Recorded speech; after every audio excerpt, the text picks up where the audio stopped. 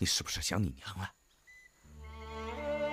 啊，康儿，康儿，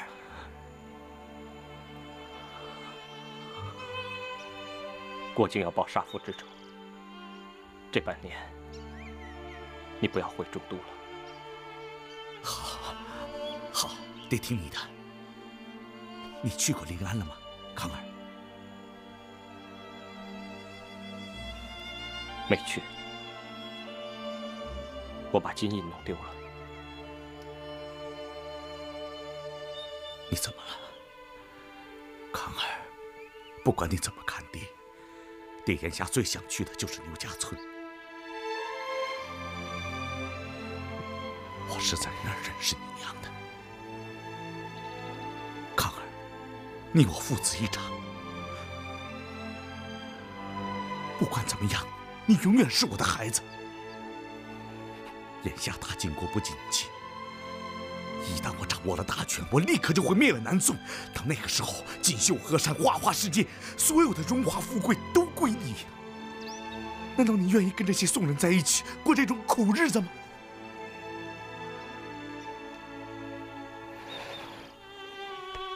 自从你娘死了以后，我就觉得咱们俩应该相依为命。康儿，你真的愿意离开我啊？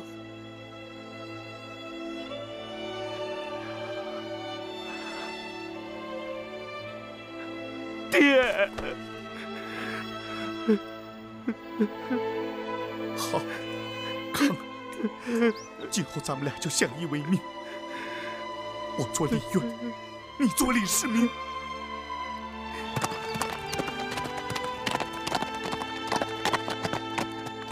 看，金哥哥，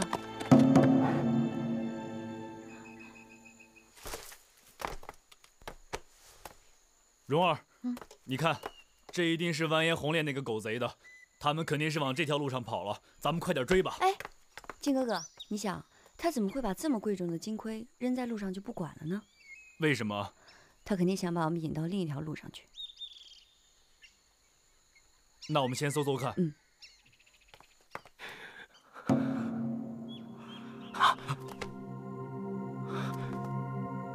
怎么了？有人来了，爹，你先躲起来，孩儿出去应付。康儿，幸亏那小子很厉害，你千万不要和他交手。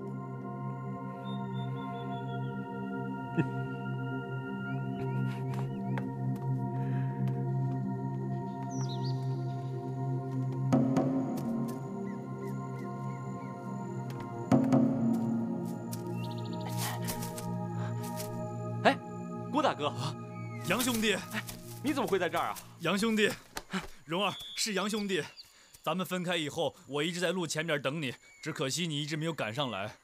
哦，对了，杨兄弟啊，你在这附近，你有没有看见完颜洪烈啊？完颜洪烈怎么会在这儿呢？我昨晚无处投宿，一直睡在这个义祠里面，没听见动静啊。好，那我们就到义祠里搜一搜。哎，我没听见什么动静啊。也许是你睡得太死了呢。是啊，杨兄弟，跟我们一起进去搜一搜吧。走。哎，快点，千万别让他跑了。完颜洪烈，完颜洪烈，完颜洪烈。郭兄，你跟黄姑娘你们搜那边，我进去搜。好，也好。金哥哥，这边。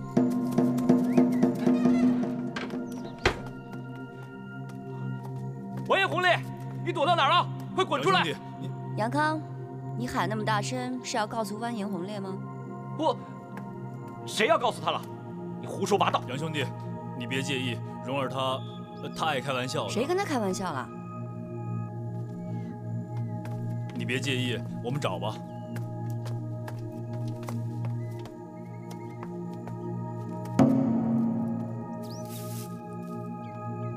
蓉儿，你看这儿很干净，好像有人来过的样子，他可能真的在这附近呢。那我们再四处看看。好。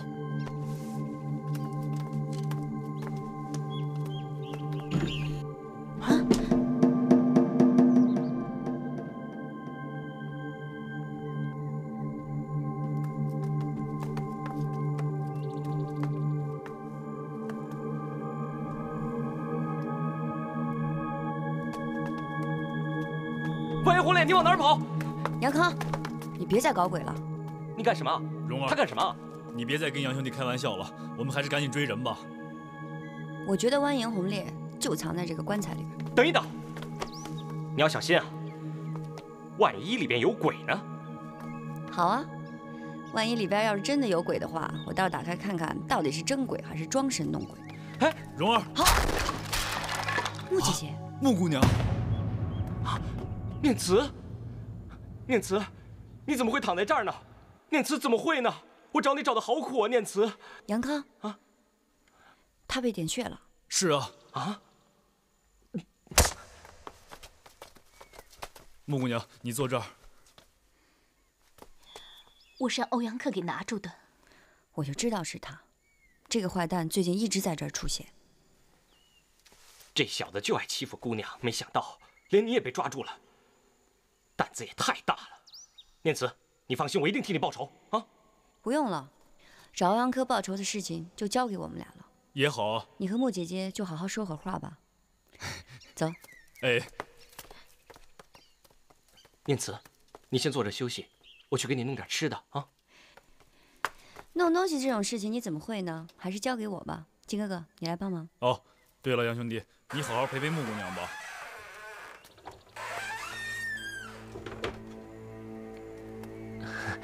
念慈，你说巧不巧啊？我一直都在担心你会出事，这是不是心有灵犀呀？啊？恭喜你，小王爷！日后富贵不可限量，又是王爷，又是父王，你不如直接认他做亲爹，那不是更好？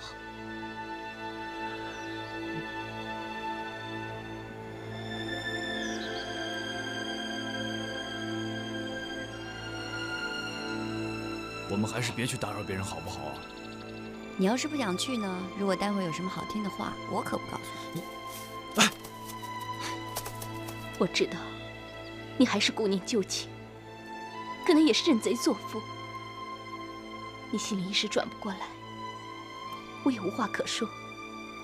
但是，你还藏着那份非分之想，你要帮着他，灭了自己的父母之邦，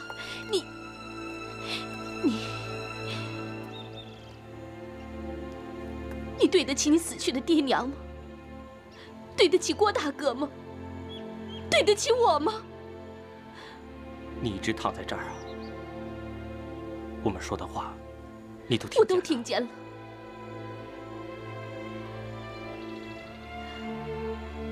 我一直就躺在这里面。一开始，我听见你说话的声音，我心里就在想，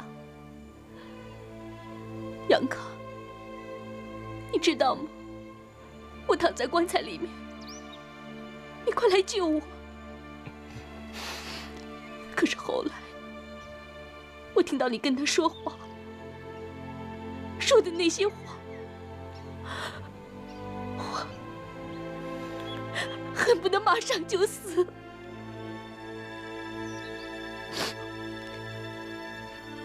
念慈，为什么我们一见面就要说这些事呢？我都跟你说过多少次了，你跟我之间的感情和这些事没关系。不管你是汉人还是什么其他人，你都是我的念慈，我对你的感情都不会变。你对我也应该一样啊！不管我是金人还是汉人，我都是你的杨康。你为什么老想这么多呢？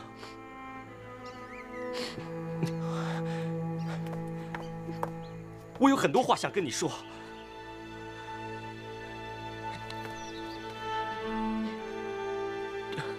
这些日子，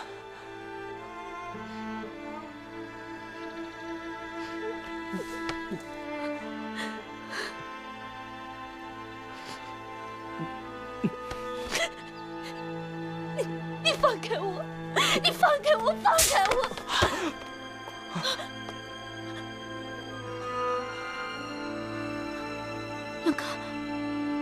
杨康，杨康，我有打疼你吗？啊，我不是有意的。杨康，杨康，让我看看。杨康，杨康，杨康，杨康，你怎么了？我不是有意的。杨康，好啊，你喜新厌旧，你心里有了别人，因此对我无情。杨康，你乱说什么？你跟那个姓欧阳的，人家文才武功无不胜我10倍，因此你心里哪还有我？你们两个干嘛吵成这样？有话好好说嘛。杨兄弟，别发那么大火嘛。怎么好好说呀？他被人擒了，失去了贞洁。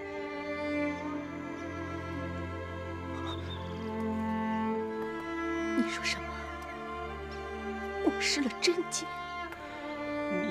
你被那个人擒去，搂也搂了，抱也抱了，还能冰清玉洁吗？啊，莫姐姐，莫姐姐，杨兄弟，靖哥哥，快拿九花玉露丸。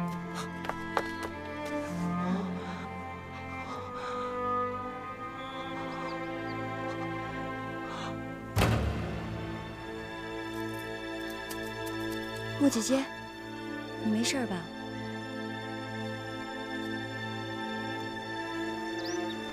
你干嘛老胡说八道的？莫姐姐对你怎么好，你看不见呐？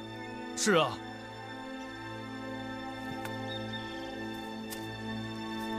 杨兄弟，你要去哪儿啊？我去做十恶不赦的事。杨兄弟，那姑娘不错，爹知道，你是为了爹才那样气她，爹也不在乎她是贫贱出身。说到底，什么帝王将相，不都是靠人打出来的吗？康儿，如果你真的喜欢她，娶回来便是。你娘以前不也……爹，你别说了。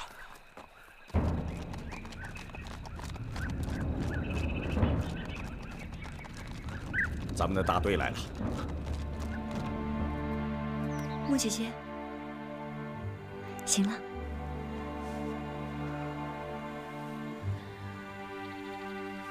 妹子，你把上次我给你的那柄匕首借给我好吗？好，你等会儿。哎，靖哥哥，你把杨康那把匕首给我。啊？给我。哦，好啊。哎，蓉儿，这上面还有好多。莫姐姐，现在把杨康这把匕首换给你，拿着。你想啊，其实杨康跟你是命里注定的缘分，你们只不过是一时吵架，不用那么伤心的。傻姑娘，真的。你想啊，杨康要是不是那么喜欢你的话，你打他为什么不还手啊？他的武功可比你好。你看，我打靖哥哥他就不还手。你干嘛打我？哦，你打。莫姐姐，你看呀。莫姐姐，你看，他不还手啊！我不还手的。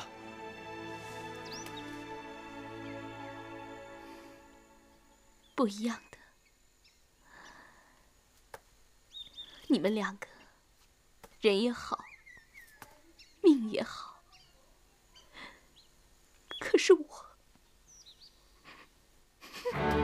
莫姐姐，蓉儿，莫姐姐。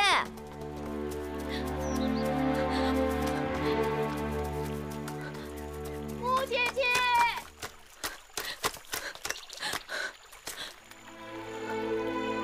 穆姐姐，穆姑娘，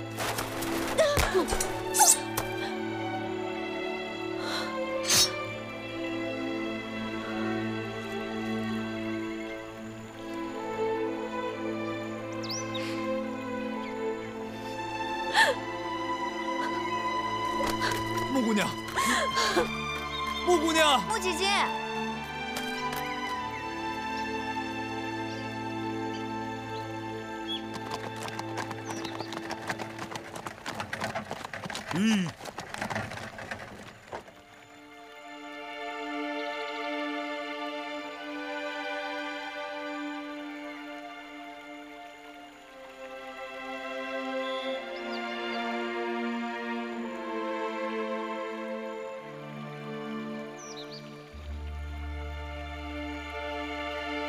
袍子。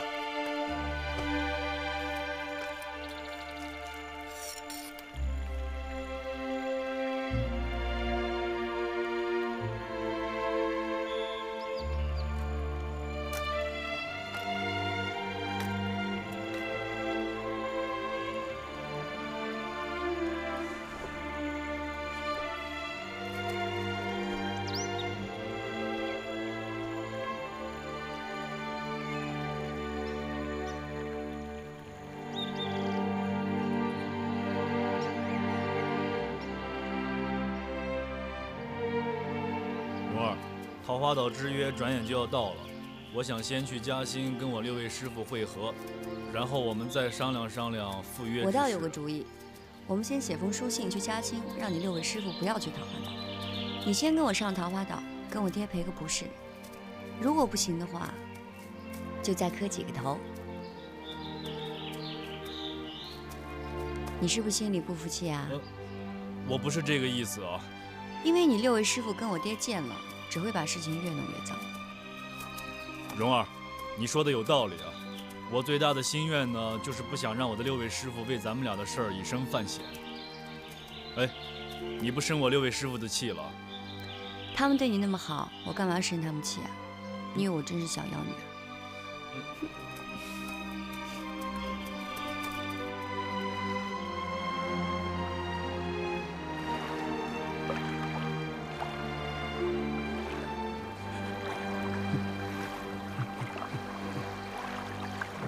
蓉儿，你看那个船夫好像生病了。我爹爹不喜欢生人，所以装神弄鬼的，让人以为这是个魔岛。我要是刚才不强迫他，他根本就不会送我。哦。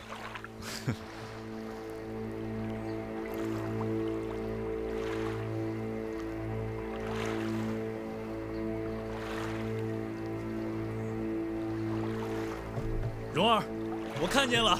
那个是不是就是桃花岛啊？嗯。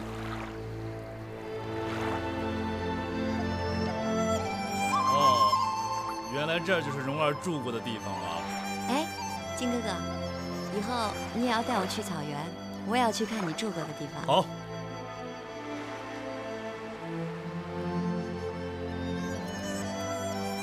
回家喽！哇，这么多桃花啊！要不怎么叫桃花岛啊？走，金哥哥，好吗？这儿这些桃花可真好看。那是我好看还是桃花好看？当然是你好看了，不过这么多桃花也很好看。若是阳春3月，那才叫好看呢。师傅不肯说我爹的武功是天下第一，但是我爹种花的本领可是盖世无双。那倒是啊。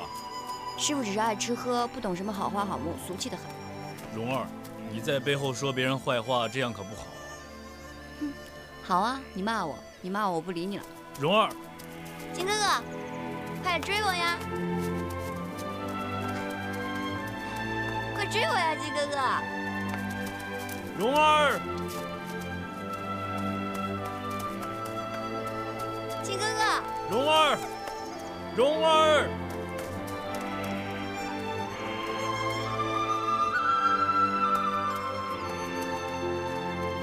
靖哥哥，靖哥哥，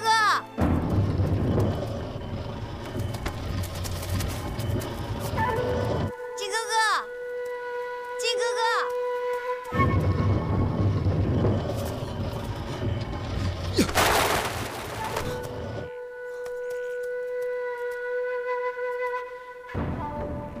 爹，你怎么也对蓉儿用5行大阵呢？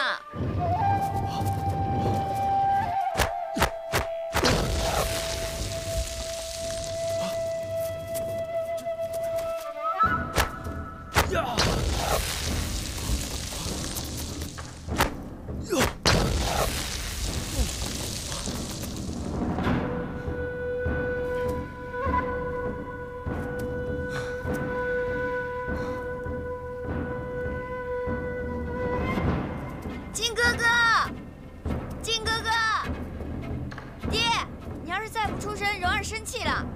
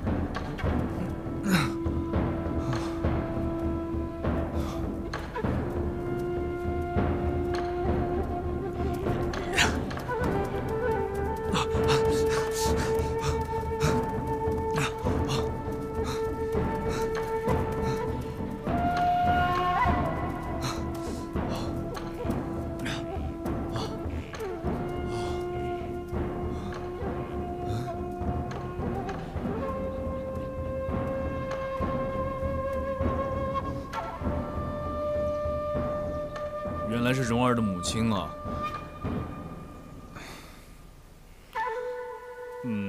我叫郭靖，我是蓉儿的，我还是先给你磕几个头吧。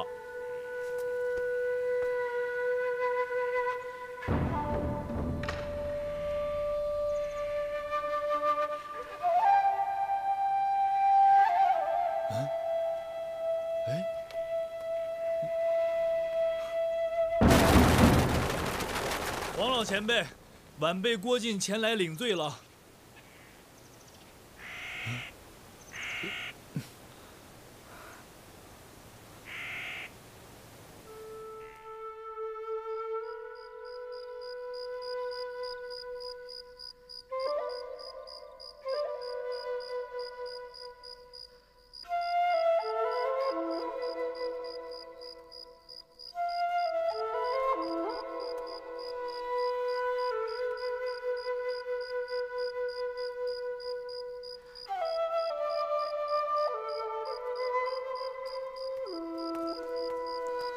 爹，你又来气我？你刚才去哪儿了？眼不见心不烦，我把那个傻小子给杀了。哼，才怪呢！你要是杀了靖哥哥，你才不会告诉我呢。哎，蓉儿啊，你知道吗？那个傻小子命真大，他居然会全真派的内功。后来爹就放了他一马。你饶了他了？我本来想把他那双招子废了以后再赶下岛去，现在是让他带了那双招子下岛去了。那我跟靖哥哥一起走。哎，你走，你走得出去你就走。蓉儿啊，我告诉你，你要是找到他，我一定还要打断他的双腿。跟爹讲道理是没有用的，我还不如回房间自己想想办法。你可真是我的好女儿啊，蓉儿，你好好想想。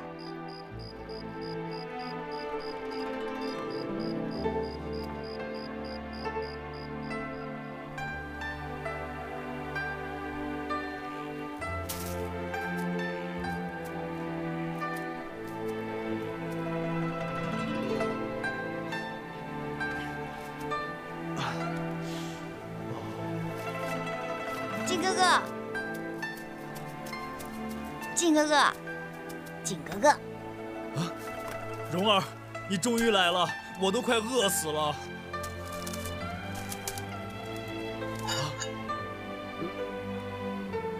蓉儿，这个叫秦时明月汉时关，我想了好长时间才想出来呢。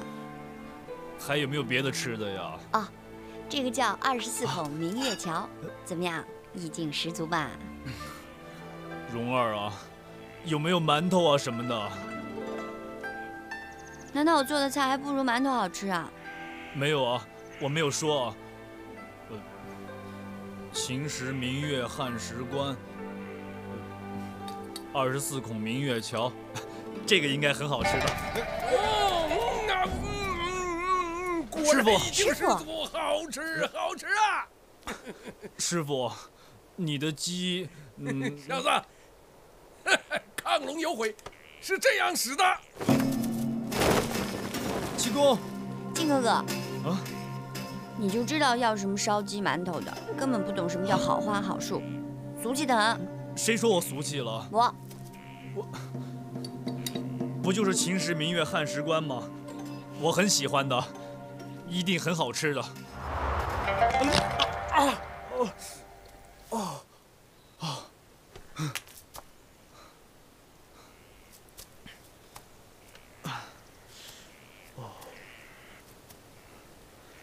这儿的树可真奇怪，为什么它只开花，它就不结果子呢？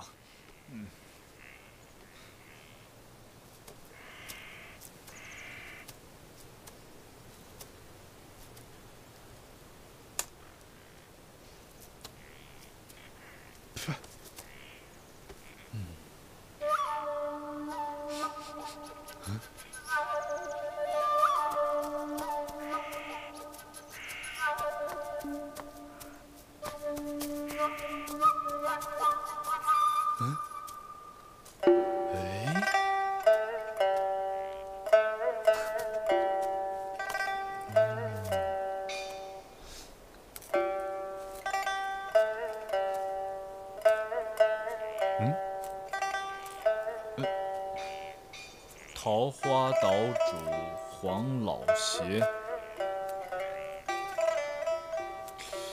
奇怪了，谁把蓉儿的爹爹放在乌龟上了呢？喂，龟老兄啊，你认不认识路啊？你要是认识路的话，能不能带我去找点吃的？我真的很饿了。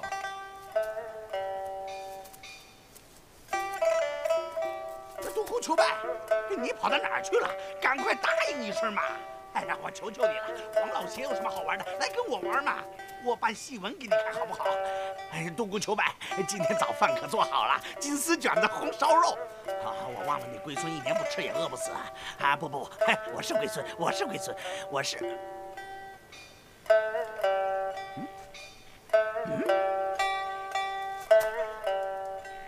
哎呀，独孤求败，你变成人形了！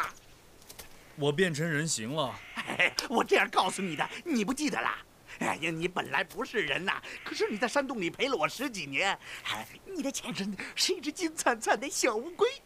我是只小乌龟。哎，你记得什么？你记得什么？我不记得了。哎，就是嘛，你就是小乌龟呀！小乌龟就是小王八吗？你到底在说什么呀？不是说你，说他。哎，独孤求败呀，你跑到哪儿去了？让我找的你好辛苦啊！我还以为你跟黄老邪私奔了呢。哦，我倒是来找黄岛主的。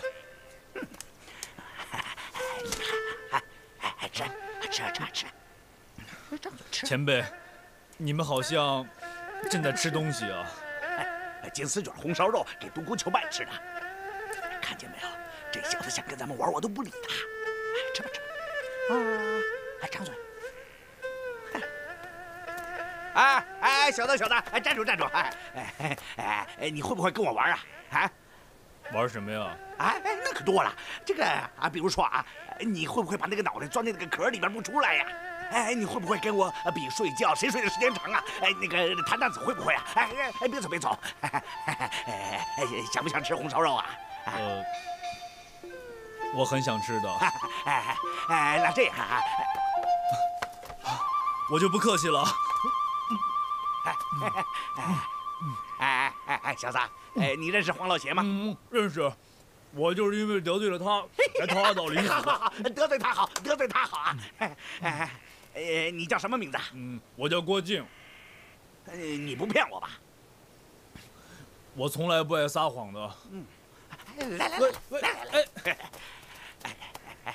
你会武功不会啊？会啊。来，打一场啊！我为什么要打你啊？试试你的武功嘛！来，这叫什么？来，用点劲儿嘛！要不然，哎呀，一会儿玩什么游戏呀，像弹子什么的，这好让我欺负你呀！来，快点！那我用劲儿啊！用劲儿！哎呀，你这是瞧不起我吗？啊，你这是什么意思啊？现在好像我是欺负你一样！哎，用力，用你全部的功力！来！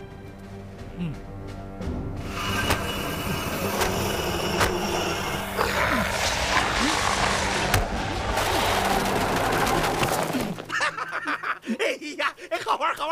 哎呀，好玩！前辈啊，你是什么人啊？你猜猜看。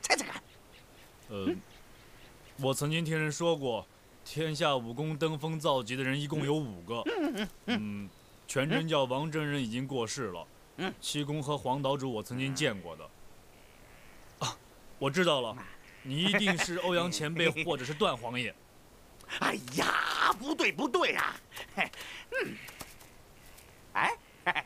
小子，我来猜你吧。你学了点儿全真派的内功。不错，丹阳真人马道长曾经教过我2年内功的。还学了点江南武功，乱七八糟的东西。江南七侠正是弟子的授业恩师。不对，你刚才打我那掌好像是老叫花的武功啊。七公也是我的恩师。哦，那可不得了啊！你学了降龙18掌没有啊？那太好了，你教教我吧，我拜你为师啊！来，老前辈。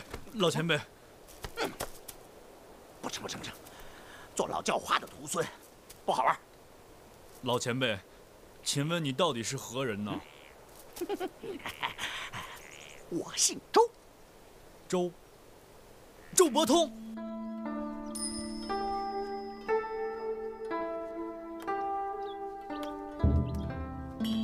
爹，我们桃花岛也算是机关重重。说句实话，你是不怕死啊？你也不用急我，我告诉你，那傻小子已经到了老顽童那里。如果你要敢去，哼！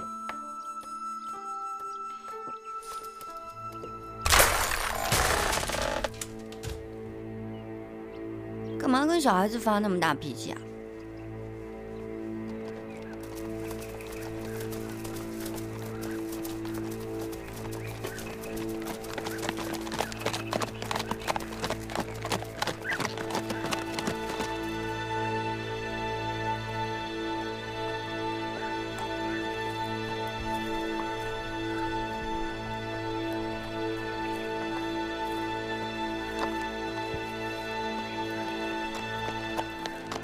汤儿，走吧。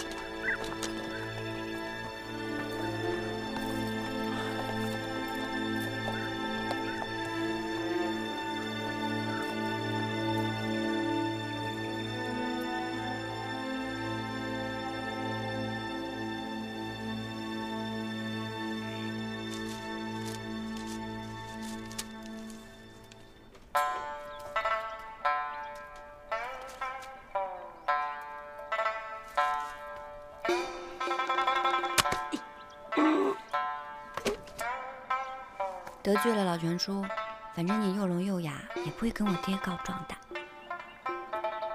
爹，饭菜都做好了，下了猛汗药了。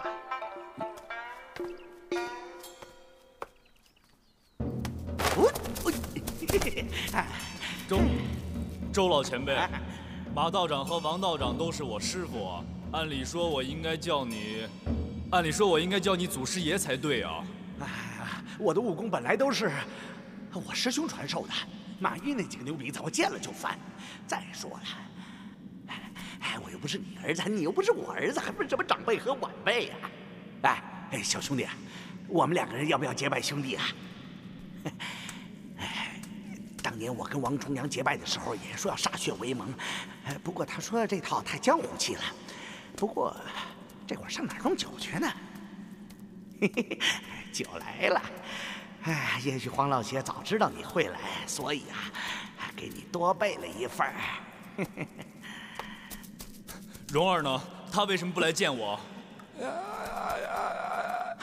黄老邪也不知道使了什么邪门妖法，把他们弄得不是聋子就是哑巴。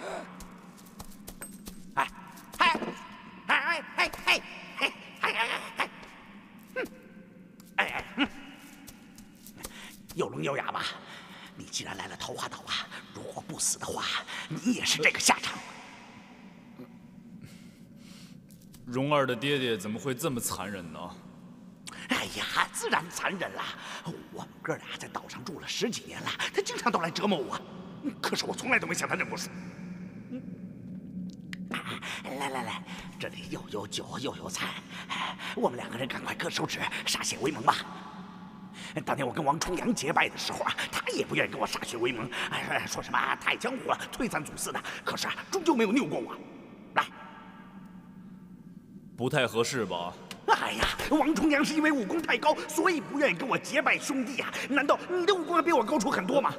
没有。又摇头。哎呀，岂有此理呀！难道让我跟黄老邪和老杜他们结拜兄弟吗？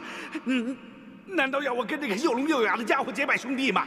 哎呀，我不是这个，气死我了！我不吃了，气死我了！我不想活了。弟子与前辈辈分实在相差太多了，我怕连累前辈日后被他人耻笑。再说我万一碰到马道长、邱道长他们，那可如何是好啊？你不要提那2个老道啊！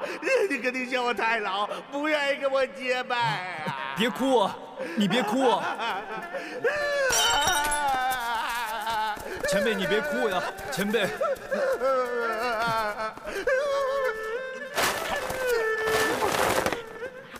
我不管，你就得跟我结拜兄弟，你就得跟我结拜兄弟啊！好，前辈，我跟你结拜兄弟就是了。真的？嗯。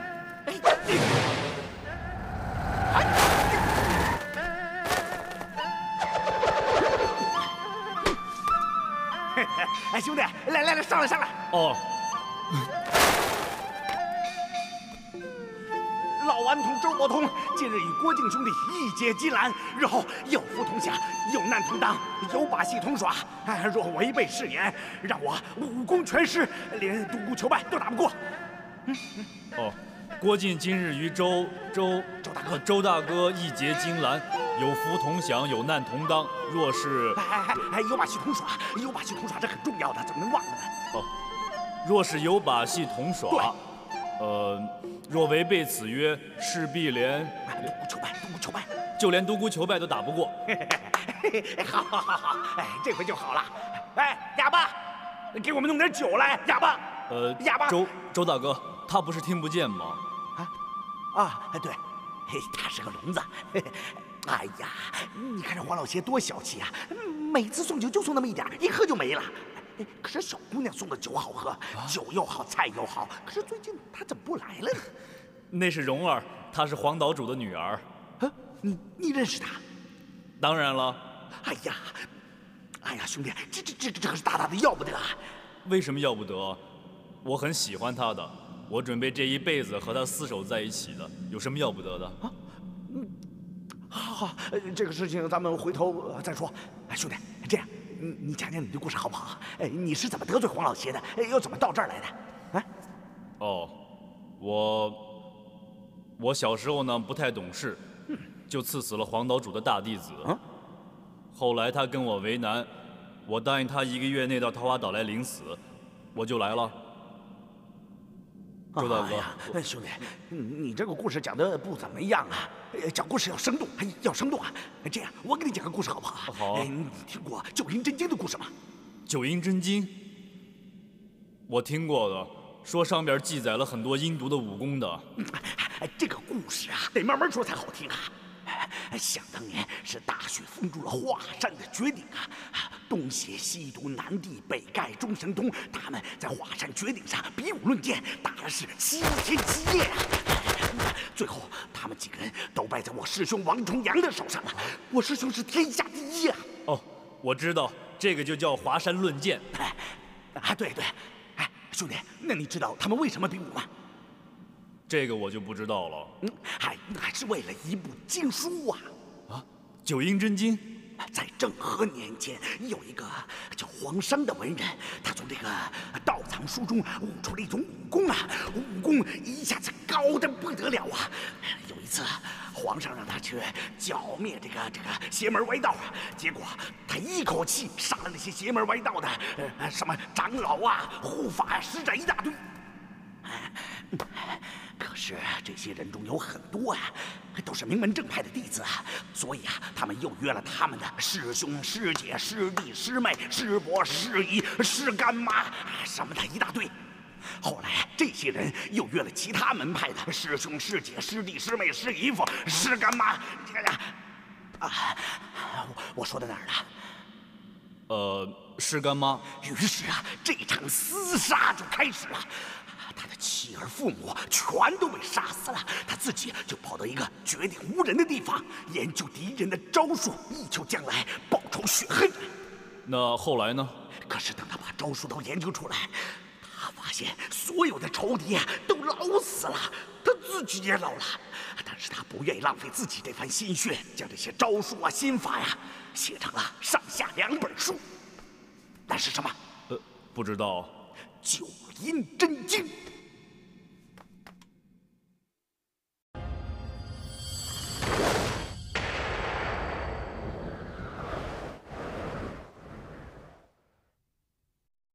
可是这些人中有很多都是名门正派的弟子啊，所以他们又约了他们的师兄、师姐、师弟、师妹、师伯、师姨、师干妈什么的一大堆。后来这些人又约了其他门派的师兄、师姐、师弟、师妹、师姨夫、师干妈。我说到哪儿了？师干妈。于是这场厮杀就开始了。他的妻儿父母全都被杀死了，他自己就跑到一个绝顶无人的地方，研究敌人的招数，以求将来报仇雪恨。那后来呢？可是等他把招数都研究出来，他发现所有的仇敌都老死了，他自己也老了。但是他不愿意浪费自己这番心血，将这些招数心法写成了上下2本书。那是什么？不知道。九阴真经。讲完了。哎呀，哪有完呢？完了就不会死那么多人了吗？哎呀，皇上写成这本书以后，把它藏在一个秘密的地方。可是有一年呢，这本书突然出现在世上了，人人都在抢它，什么人都想得到它，弄得是争来争去，一塌糊涂。那周大哥，要是照你这么说的话，我看这本书是天下第一害人的东西了。你想，陈玄风如果得不到这本书的话，他跟梅超风隐姓埋名的，岂不是很好吗？如果梅超风得不到这本书的话，他也不会像今天这个下场了。对呀，兄弟，下边就说到这个抢书了。这本书出现以后，世上的高手也全都出现了，东邪西毒南帝北丐中神通，他们5个约好了在华山论剑，谁的武功第一，这本经书就归谁。这回我知道了，这经书一定是落在你师兄手里了，对不对？对，我师兄得到这本经书以后他就不练上面的功夫了。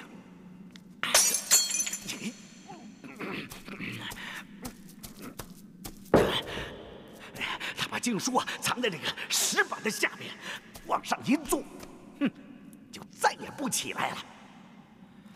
我问师兄，你这是干什么呀？是不是怕人来偷啊？我师兄笑而不答。就在我师兄把这本经书藏在蒲团下面以后，这江湖上倒是少了一些厮杀。可是就在我师兄临死的时候，却又掀起了一场风波。我师兄自知大限已到，命我将九阴真经取出来。他久久地抚摸着这本书，不肯放手他几次要把它扔进火炉当中，却都于心不忍。他说：“前辈的心血怎么能够毁在他的手里呢？但是我们众人绝不可偷练此功，要不然旁人会说他夺取经书是怀有私心。”说完这几句话，他便闭目而逝了。快把九阴真经交出来，否则一把火烧了你的道观！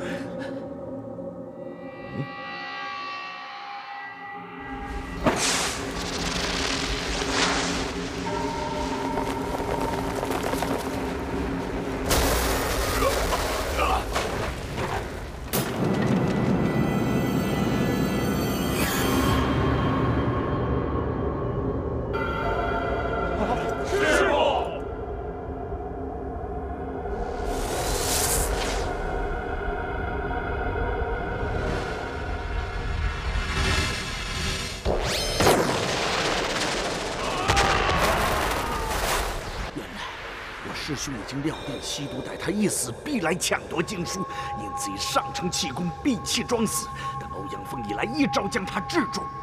待赶走欧阳锋后，我师兄也就真的闭目而逝了。师哥遗言要将九阴真经的上卷和下卷分至2处，以免同时落入奸人手中。我将真经的上卷藏好之后，身上带着下卷经文，要送到南方的雁荡山收藏。途中却又撞上了黄老邪。那黄老邪虽然为人古怪，但是骄傲自负的紧，绝不会像吸毒那样抢夺经书。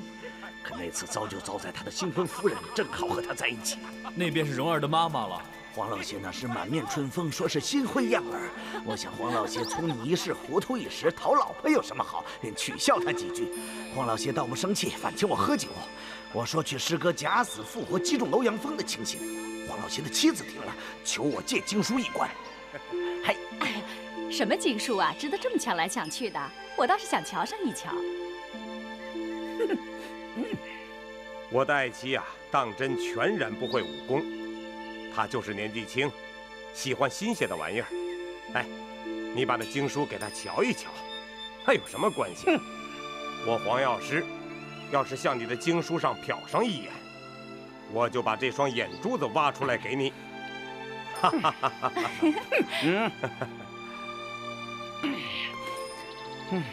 伯通啊，我怎能不知道你有为难之处啊？你若是肯把经书借给那人一观，我黄某人定有报答你全真派的时候啊！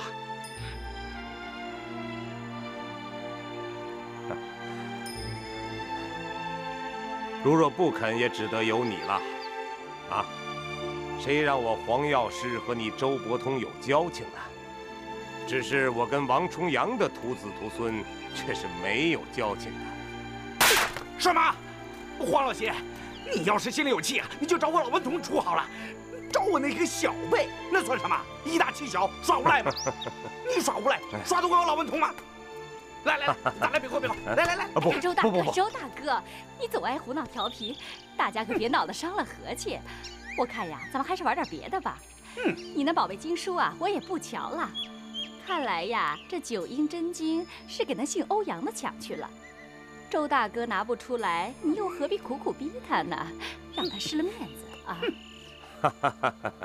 伯通啊，还是我去找老毒替你算账去吧。那个老毒的武功了得，你是打不过他的。什么？你说什么？我打不过谁呀？经书还在我这里吗？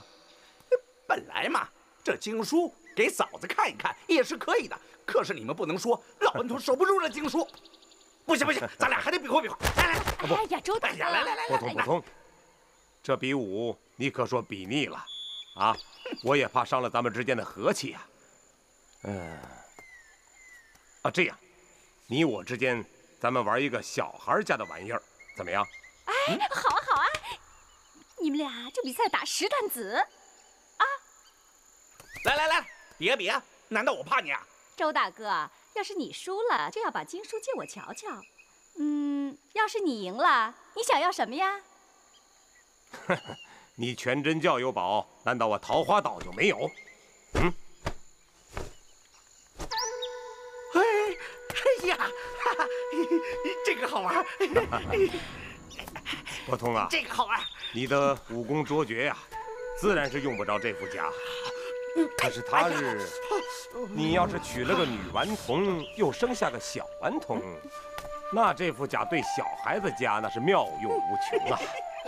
伯通，只要打担子，你胜了我，这副软猬甲，自然我就送给你了。哎呀，女顽童是不能娶的，小顽童更不能要了。不过你这副甲在江湖上可是大大的有名啊！我把它穿在外面，我在江湖上，我走来走去，神气的很呐，让大家都看看。桃花岛主黄老邪输给我老顽童了。周大哥，你先别说嘴，哥俩比了再说。好，比就比，咱们上那边比。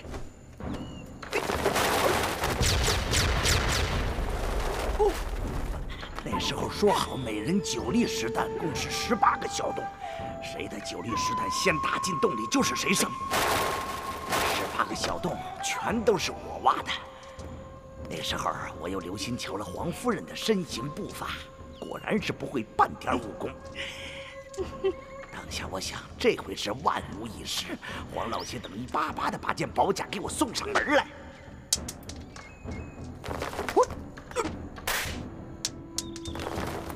我打了几10年的担子，不是白混呐。那黄老邪连打3颗都不错毫厘的进了洞，可是一进去又跳了出来，我却是一个没跑。这个人也当真聪明了，立刻明白其中的奥妙。可是我已经打了5颗担子进洞。这回啊，连神仙也救不了你了。这是小孩子家的玩意儿，为何要惊动神仙呢？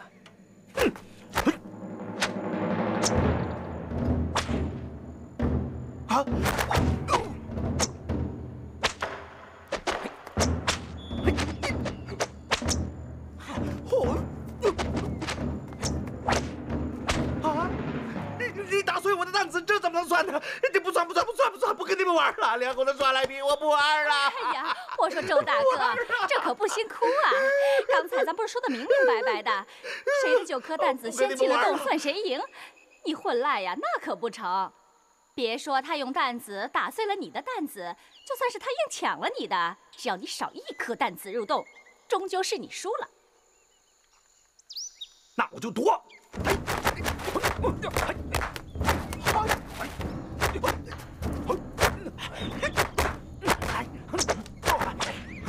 要从黄老邪手上抢东西，又谈何容易啊！当下我只好眼睁睁地看着他一颗颗地把担子打进洞里。哎呀！伯通啊，这都是小孩子家的玩意儿，算不了什么。起来。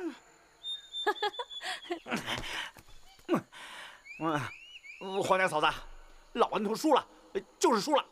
我把9阴真经借给你看看，也没什么。天黑之前要还给我的，要不然的话，那可不得了啊！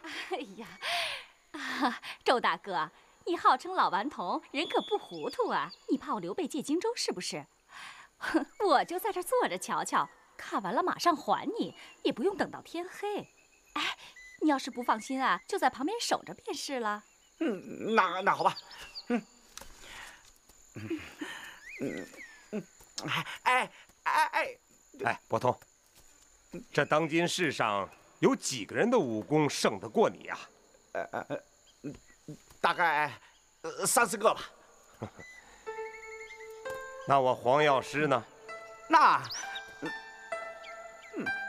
不知道。要是你我2人联起手来呢？那就没有人能打得过我们了。伯通啊，以你我2人的功力，还怕你的经书被人抢去不成？那倒是。来呀，你来追我呀！来呀，黄老邪！这儿呢！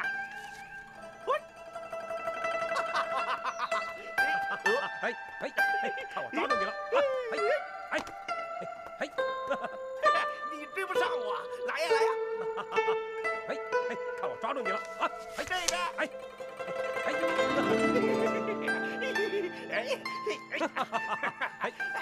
来呀！周大哥，我瞧完了。看完了。哎呀，我们还没玩完呢。哎呀，真是烦劳周大哥了。平时在岛上啊，都是弟子陪着，他可难得这般高兴啊。你人不错，比他强。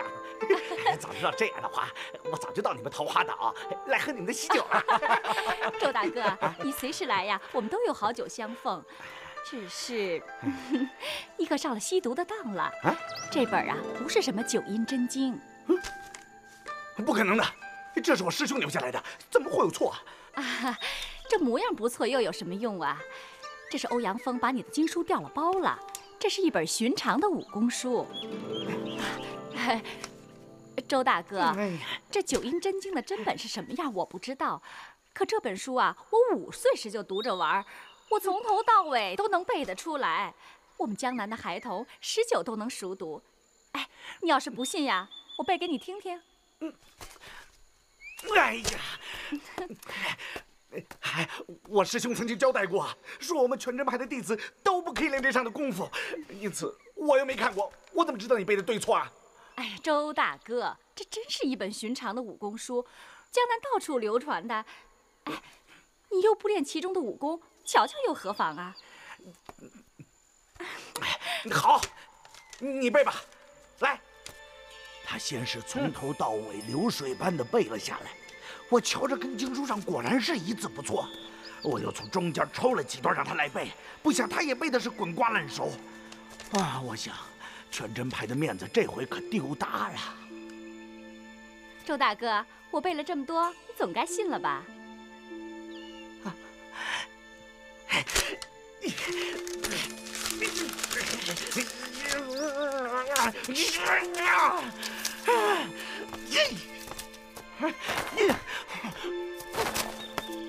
老顽童，你不要耍小孩子脾气嘛！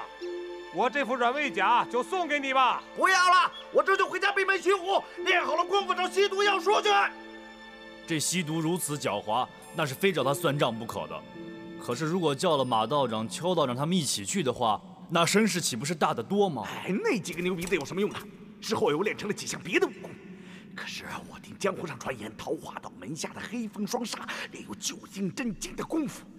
我这才明白，黄夫人虽然不会武，可是天资过人呐。她是把我给她看的经书全部给背下来了。等我一走，她就默写给她丈夫了。于是我就到这桃花岛来找了要经书。我素来是说一是一，我曾经说过，我绝不向你的经书瞟上一眼。我所看到的9阴真经，那是那人笔录的，可不是你的经书。黄夫人，黄夫人，你们夫妇2个人合伙来骗我，你快出来！哎，再不出来，老顽童我放火烧房子了！伯通啊，你若烧了这房子，夫人能够出来的话，那你烧了这桃花岛又如何？你烧了我，哼，又如何？这黄老邪搞什么鬼？报应啊，报应，真是报应啊！哼，偷了我的9阴真经，啊，现在练不成功了，人死了。哎，死了老婆好啊，死了老婆你就可以专心的练功了。哎，换了我老顽童是求之不得的事情啊！黄老邪，恭喜恭喜啊！我就跟黄老邪动上手了。这几年闭关练功，我的武功有所长进。我们2个从山上打到山下，从屋里打到屋外，一气打到这个山洞里头。我就在这山洞里待了15年。啊，周大哥，这么说你是打输了？哼，我跟他耗。我跟黄老邪，我跟他比谁长寿。我要是还练成了独孤求败那长寿的功夫，那黄老邪早就抹脖子自杀了。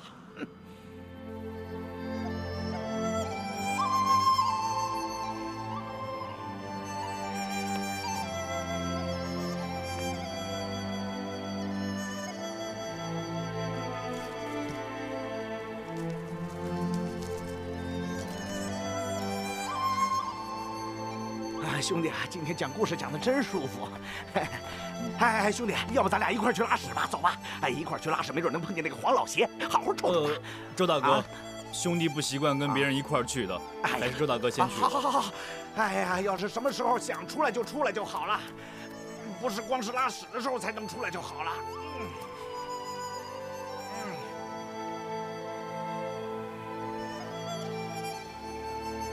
是蓉儿。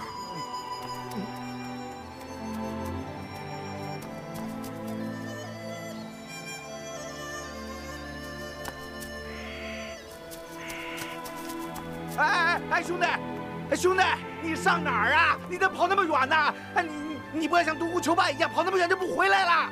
哎，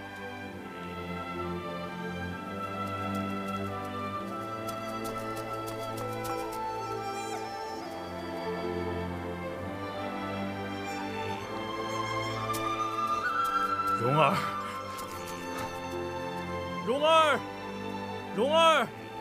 金哥哥，蓉儿，你在哪儿啊？金哥哥，金哥哥，蓉儿，金哥哥，金哥哥，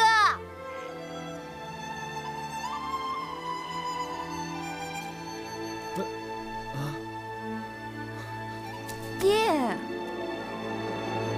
金哥哥，金哥哥，金哥哥。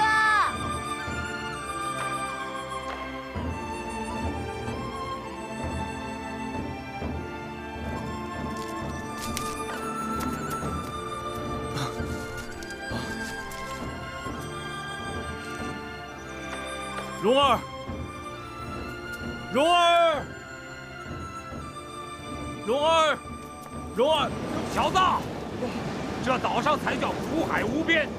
我放你一条生路，速速与我上船，再不要回来。蓉儿呢？不要再提他，你这辈子也休想再见他一面。我见不到他，是不会离开这儿的。你不要小命，尽可以回来。方才若不是蓉儿用风筝引路，你以为你能走得出这桃花大阵吗？黄岛主，你为什么不能出来好好跟我说话呢？跟你好好说话，哼，你也配？蓉儿跟我在一起很快乐，她也很挂念你的。闭嘴！黄岛主，你为什么要把周大哥关起来呢？他是个很好的人啊，只不过是爱啰嗦一点罢了。其实我知道，你也是个很好的人，只不过你性格怪癖。你是故意这么做的，对不对？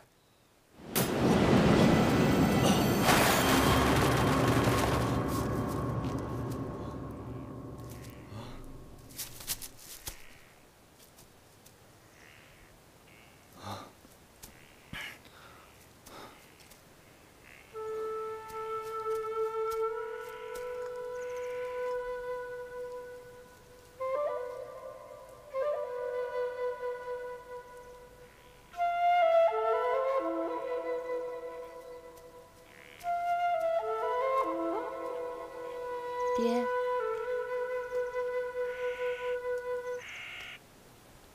你又在想娘啊？蓉儿啊，你真是个没娘管教的野孩子了。那你就更应该宠蓉儿了。是啊，爹知道事关那傻小子，爹也知道，蓉儿事先一定想得周周全全的。是那风筝引那傻小子来见我的，不是蓉儿要去见那傻小子的，对不对呀？爹真是料事如神，就是什么呀？就是有点不近人情。对。哼。哎，蓉儿，那个傻小子倒真是不怕死啊。爹，你不讨厌靖哥哥啦？你要是不讨厌，蓉儿这就去把他叫来。哎，蓉儿，那个傻小子是傻的不怕死啊！你看咱们这个桃花岛怎么能容下这么个木讷憨傻之人呢？聪明有什么好啊？爹不是精通五行八卦吗？不一样躲在这儿不能动弹。你，爹，我只是不想让娘看见你这样啊。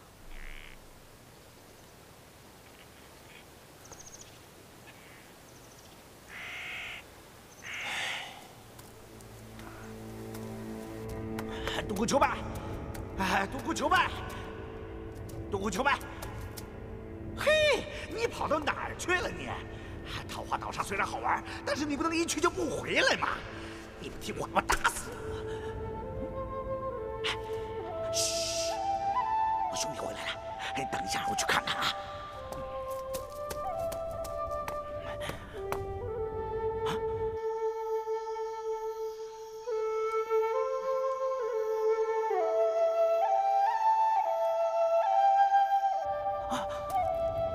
不是我兄弟，是王老邪。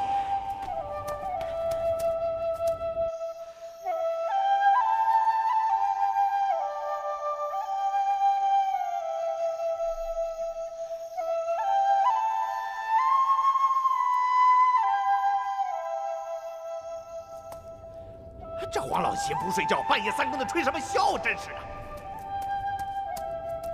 哎，黄老邪，你半夜三更的吹什么箫啊？吵死人了！有本事你就下来跟我大战300回合！这是老夫新写的《碧海潮生曲》，特请老顽童你赏鉴赏鉴。不好！我不听！我不听！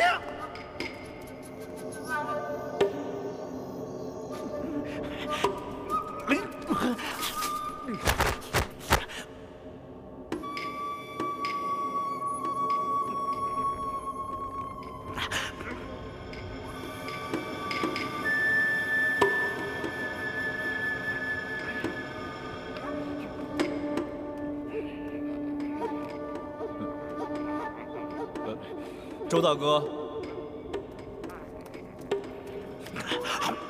周大哥，你没事吧？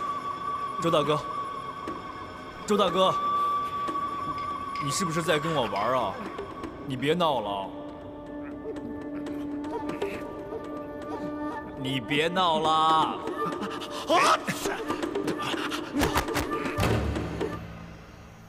好小子，又坏我大事！周大哥，你没事吧？简直不得了了！那黄老邪的笑声太厉害了，差点害得我老顽童走火入魔。哎，你到哪儿去了？怎么才回来呀？我就出去走走啊。啊，你出去了？那笑声对你没用啊？这箫声有这么厉害啊？我怎么没听出来啊？哎呀，怎么不厉害呀？黄老邪将内宫融在这个箫声当中，净追些男欢女爱的事儿啊！哎呀，追得我烦死了，差点让我走火入魔。什么是男欢女爱啊？啊？这个你都不懂啊？啊，怪不得兄弟，你是童男子啊！这箫声对你没用的。你还是没说明白啊。这个，这个今天不说了哈。我困了，我去睡觉了。哎。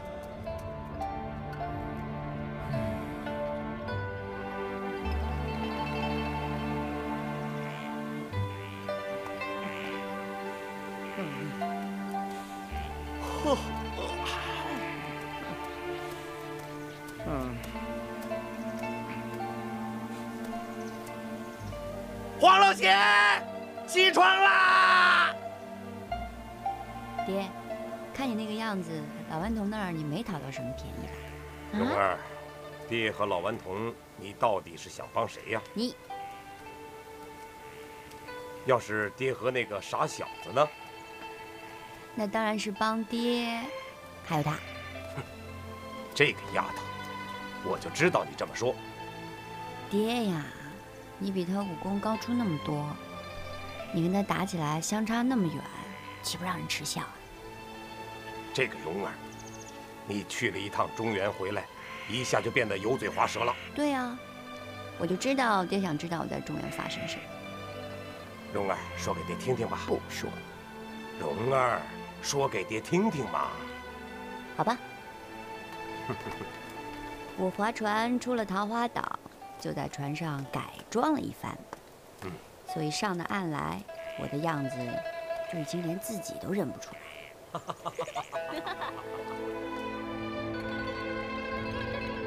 兄弟，72路空明拳你已经学会了，现在呢，我想摔你一跤也不是很容易了。从今天开始，我们就玩4个人打架。4个人打架？对。跟谁打呀？这4个人呢，就是你的左手是一个人，你的右手是一个人，我的右手是一个人，我的左手又是一个人，我们4个人互相在一起，一帮混账。这个恐怕兄弟不会啊。来，周大哥，我没事，来，很简单的，我这个人打你这个人呢。哎，准备好了吗？好。这个人又来了啊！来，2个人打，来，来呀，打呀，兄弟，打呀！好，4个人一起打吧，来。不打了，周大哥。不管怎么样，我总是2只手分不开的，你怎么就可以一心二用呢？哼，这就是我的本事了。那这门功夫在对敌的时候可当真是有用了。2只手发不同的招式，招数要不同，这不就相当于2个人打1个人吗？虽然内功上没有增加，但是招数上很占便宜啊。周大哥，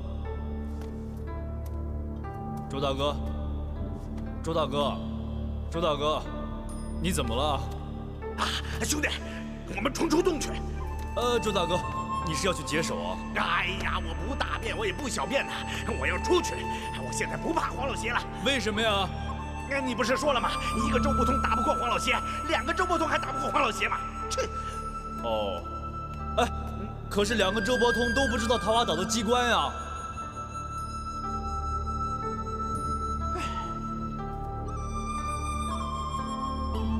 来，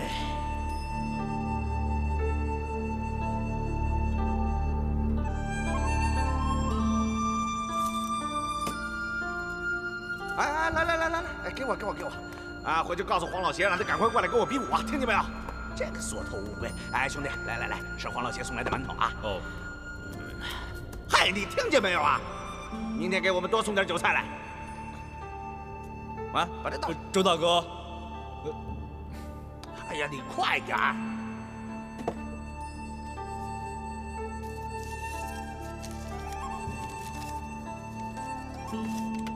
靖哥哥，你别心急，我爹爹已经和我讲和了，待我慢慢的求他放你，蓉儿。蓉儿！哎，我说你怎么这么磨蹭？哎，兄弟，你到哪儿去？你到哪儿去啊？周大哥，蓉儿给我来信了，他说他会救我出去的。你出得了桃花镇吗？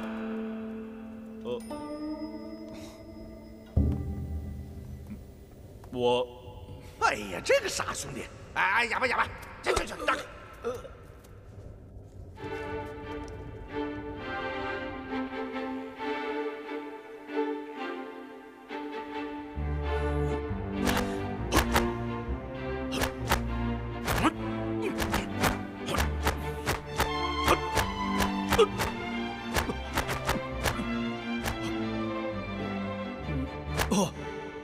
第二招，看着。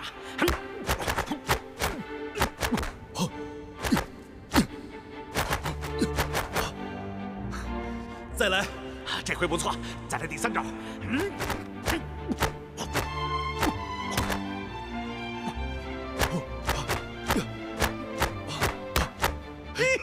哎，好，哎，这样可以了，兄弟，我们现在可以对打了。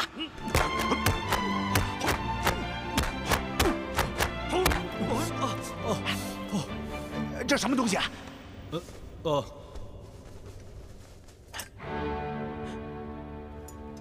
从哪儿来的？哦，这是我爹爹留给我的。这是你爹留给你的？哦，我说的是这个。哎，这个呢？这是在归阴庄的时候，我二师傅妙手书生他从梅超风前辈那儿拿来的。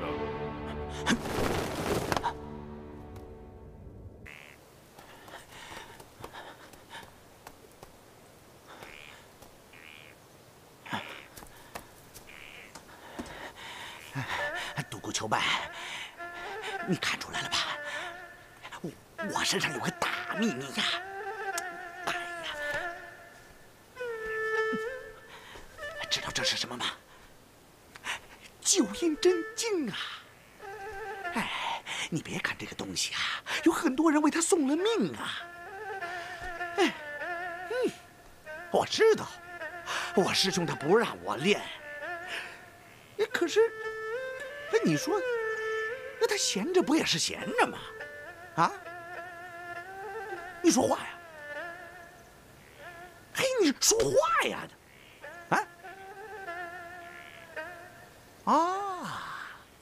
嘿，我明白你的意思。哎，好，我不练，我教那个傻兄弟练，哎，是吧？他又不是全真教弟子。对，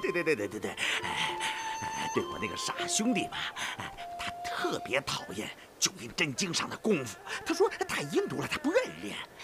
哎，我是怎么教他也不愿意练呢？我只有骗他了，我骗他，我让他练会九阴真经上的功夫，是吧？功夫在他身上，想丢也丢不掉，你说呢？好。走吧。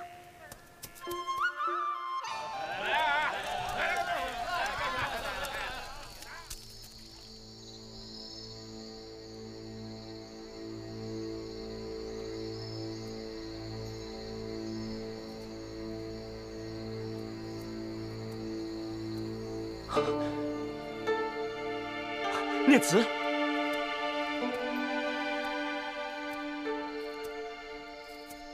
念慈，念慈，我就知道你一定还没走，你一定还跟着我呢。你虽然割了头发，但是你割舍不下我。我就知道，我的这些弱点被你看得一清二楚。我一个人回来找你，没想到被丐帮抓到这儿来了。你不要骗我了，你是做了对不起大宋的事，才落得这个下场。哎，你听我说呀！你不要说了，你还替金贼卖命。你误会我了，念慈。自从我娘死了以后，完颜洪烈虽然像以前一样对我好，但是内心却有了猜忌。他毕竟知道我不是他的亲生骨血，离开王府是迟早的事。但是我现在要找那本武穆遗书，如果一时兴起杀了他，我怎么能得到那本宝书呢？大仇不报，你倒惦着一本书。这可不是一本平常的书，得了这本书，就等于得了一半的天下了。我们要这一本书来干什么？还不如平平安安的过日子。好了，念慈，我是想抢在完颜洪烈之前得到那本宝书，免得落在金人手里，对大宋不利呀。你心里真的是这么想的吗？我怎么会骗你呢？难道现在这个时候，你还不相信我对你是真心的？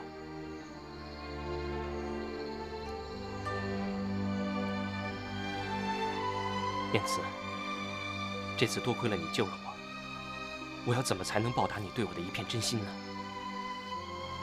只要你能够离开王府，我就已经很开心了。记住，你是大宋子民，别再为金人卖命。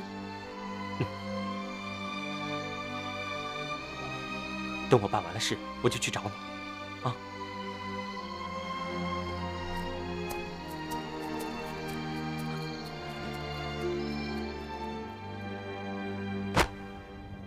天之道，损有余而补不足，是故虚胜实，不足胜有余。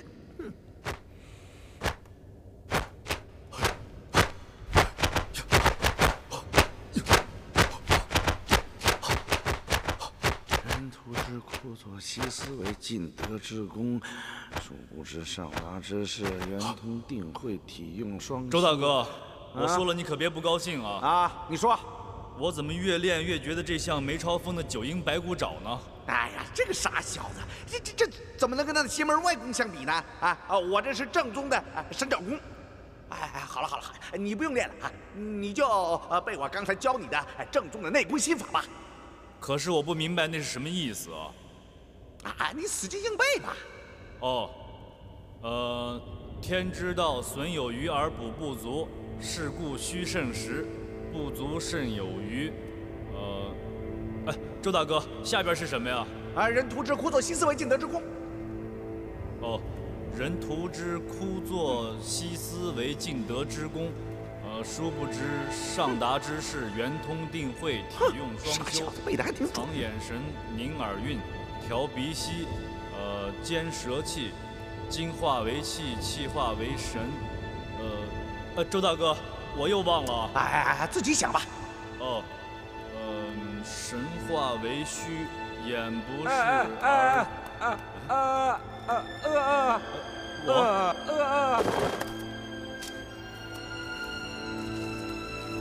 靖哥哥，西毒为他侄儿向爹爹求婚，要娶我为他侄媳，我爹已答应。蓉儿，太好了！这个西毒就不是什么好东西，他的侄子肯定也不是什么好东西。这样，黄老邪的女儿嫁给他，一个是破了他的童子功，再一个让他受点苦，两全其美。挺好。蓉儿是要跟我在一起的。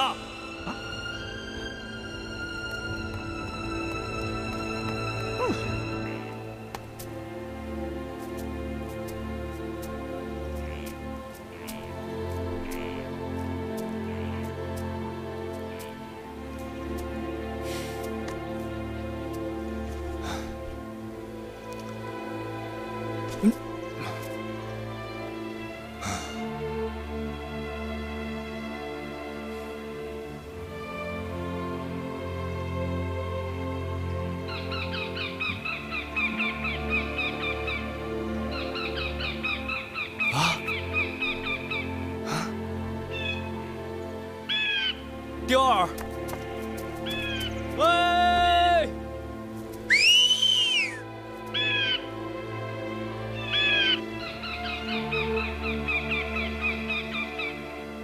你们怎么来了？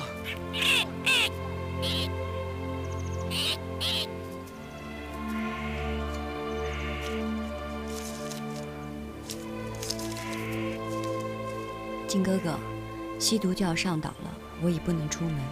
今后连给你煮菜也不行了，爹不听我的，我就以死明志。反正蓉儿是不会附近哥哥的。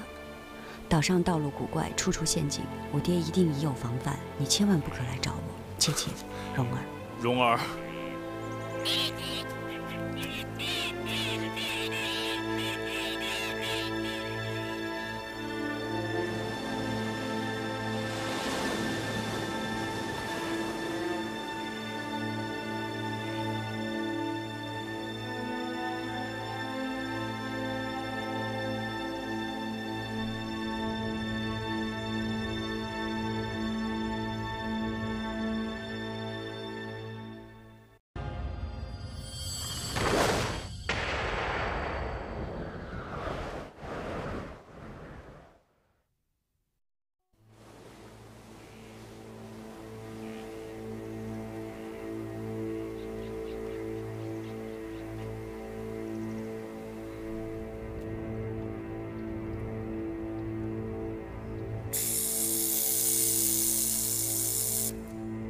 有蛇！有蛇呀！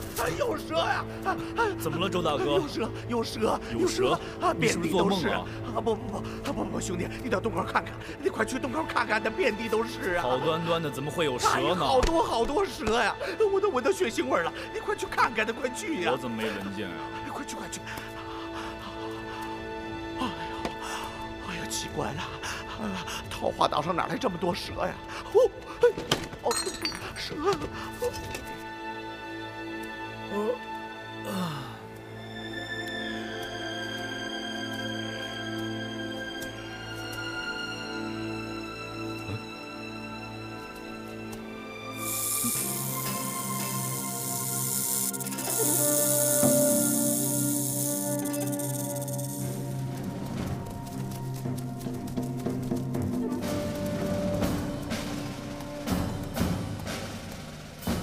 西域白驼山山主欧阳先生拜见桃花岛黄岛主。吸毒。叔叔，这黄岛主未必在，咱们不妨进去看看。不可。这片竹林是我们上岛以后遇到的第一堵墙，哪有主人不请就登堂入室的？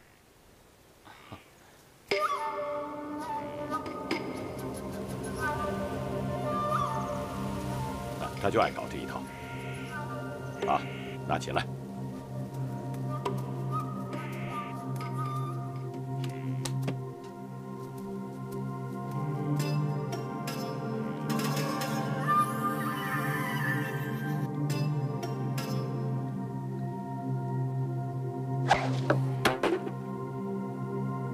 哈哈，这才算是通报过了。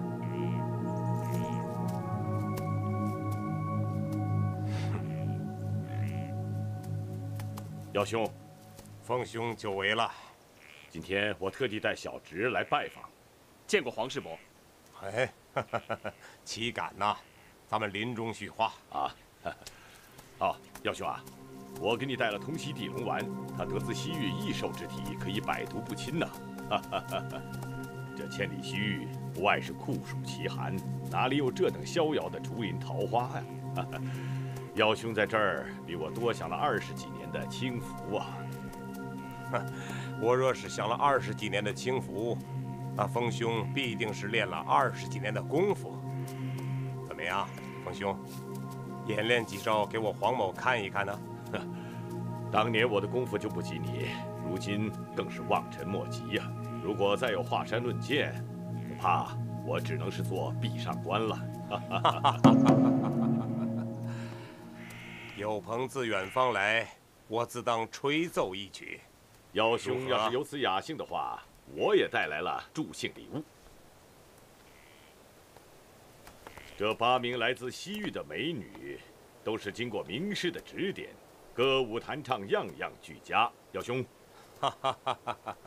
凤兄，我黄某是素来不好此道的，先是亡故之后，更是天下美女如粪土。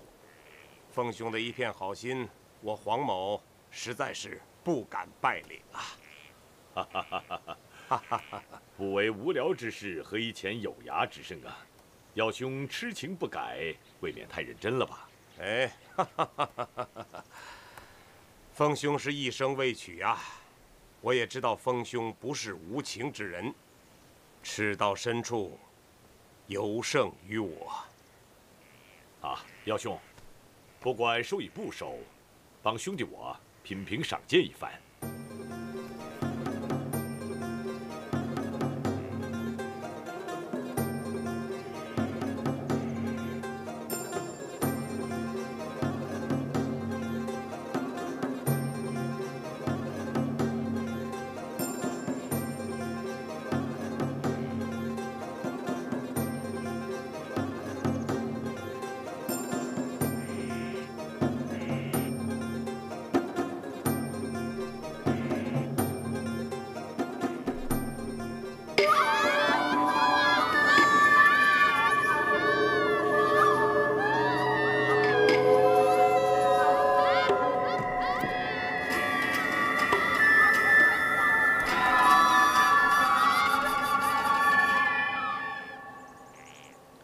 凤兄，你我二人合奏一曲如何呀？好，我要和耀兄合奏一曲，你们还不赶紧躲开啊！喂，我爹吹曲子给你听，你居然敢用棉花塞住耳朵？你刚到桃花岛，是不是想侮辱桃花岛的主人啊？蓉儿，这不算侮辱，他是有自知之明。爹，哈哈哈！你欧阳伯伯的铁铮那可是独步天下呀，蓉儿，你有什么本事也敢来听啊？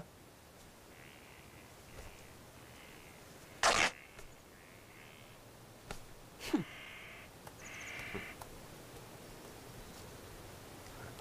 凤兄，咱们开始吧。好，开始。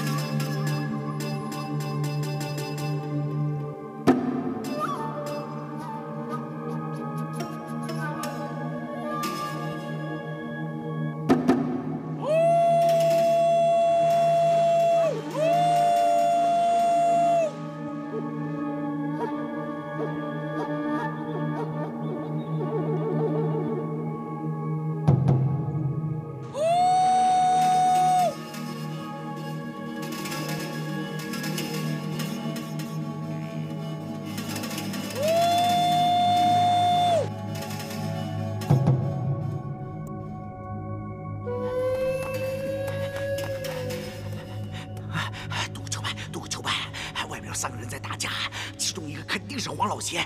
你说我出不出去？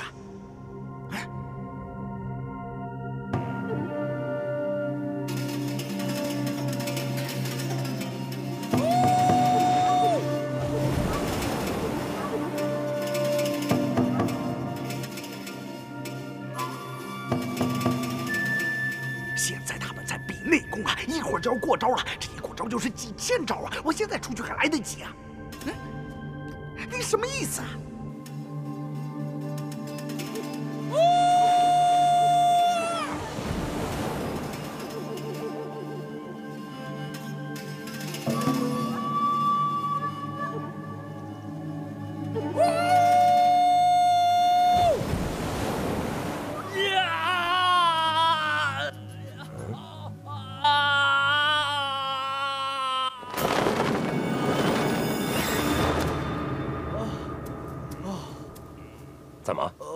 是你。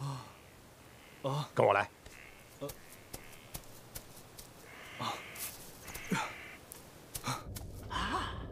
你是让我沉住气是吧？要不然我们布置的陷阱不就白搭了？关键的时候还是你沉得住气。靖哥哥，靖哥哥，蓉儿，靖哥哥，蓉儿，你好吗？桃花岛可真大呀！真笨。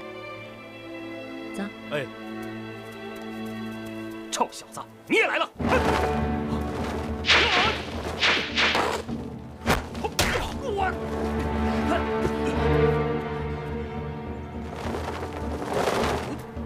老叫花子，恭喜你收了个好徒弟啊！师傅。小混蛋。师傅。小混蛋，来！师傅。哦，蓉儿已经拜七公为师了。师傅，靖哥哥也在。是吧？傻小子哪儿呢？爹。七兄啊，刚才我听蓉儿喊你师傅。是啊，爹，七公已经收我为徒了。七兄青言有加，兄弟不胜感激。只是我这个小女生性顽劣，今后要劳累七兄多加管教啊。哎，哪里，耀兄的家传武学已足够女娃子享用一生了。你说何必我来多事呢？我收他为徒，就是想吃点白食，尝尝美味。你不威胁我？爹，那个坏人欺负我，要不是七公看在和您的情分上出手救我，女儿都回不来了。你看，他们现在又跟到岛上来了。胡说，好端端的，谁欺负你啊？你不信呢？那我去问他。哎，蓉儿，欧阳克，你要是不说实话，就让你叔叔那个蛇头棒一棒打死。当着岳父大人的面，我怎么敢胡说？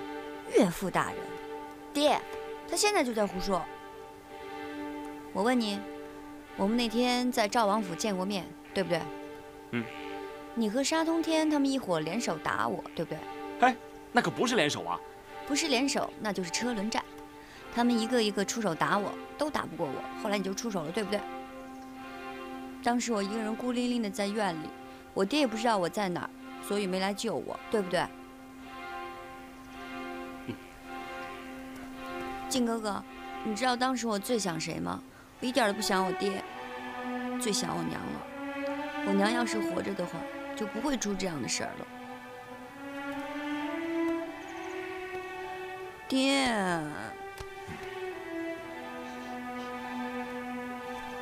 王姑娘，当时那么多高手围着你，你就凭着一身的家传绝学，才让他们奈何不得，是不是？对啊。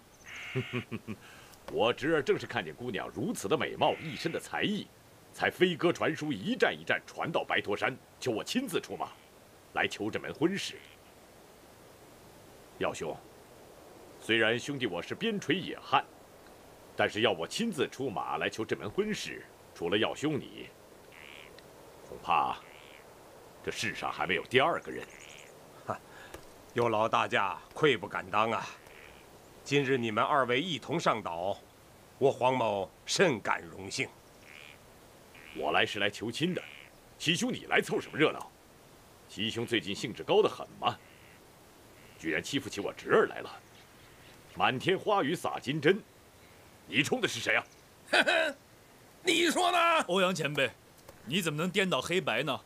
明明是七公救了你侄儿的。我们说话，岂容你这小子插嘴？是。蓉儿，你快把他强抢陈家大小姐的事情说给你爹爹听啊！我爹不管这些的。爹，他根本就看不起你，还有七公，他认为你和七公的武功都在他叔叔之下。胡说！谁不知道西都北丐，欺命当世？你这小孩子家的，怎么学会了搬弄是非？我没有。你说的我一概不信。徒儿怎么样？捣鬼遇到鬼祖宗了吧？师傅。太不好意思了。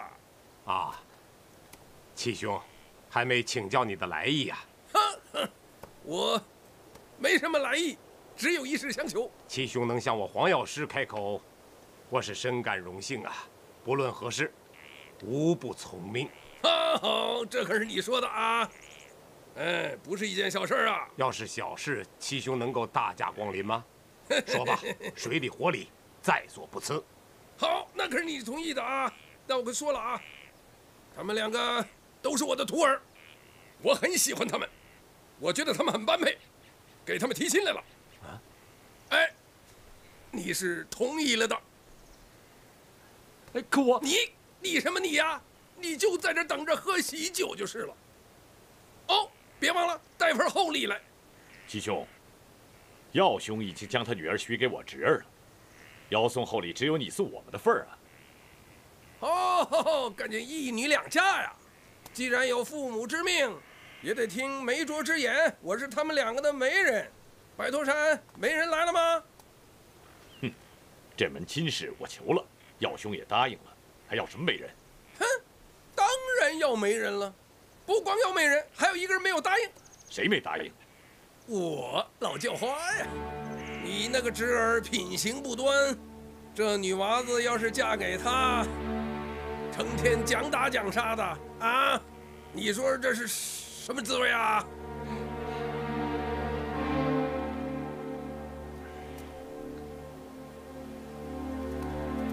凤兄，小女无礼，对令侄多有冒犯。求婚之事，咱们再从长计议吧。各位，请。